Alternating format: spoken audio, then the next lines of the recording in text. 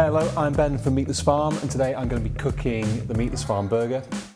Pickled sweet peppers, chipotle mayo, some little smashed hash browns for a bit of texture, some vegan cheese, super gooey and stringy. First job, char the peppers. While that's cooling down, we will do the chipotle mayo, a beautiful smoky chipotle paste. Yes, back to our peppers. So I just want to flash pickle it, so I'm just going to get a little bit of red wine vinegar, a tiny bit of salt, splash of oil as well. Make the cheese fondue. In goes the vegan cheese. So we're going to do hash browns. I'm just going to fry those, get them nice and crispy. Cool, I'm going to show you how to cook the Meatless Farm burger. So you kind of want a medium-low heat.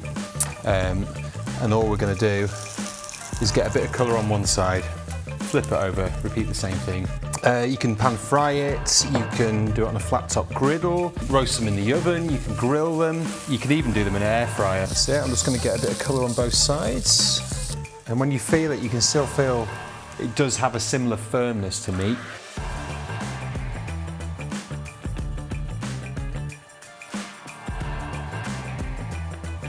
And that is an awesome plant-based burger.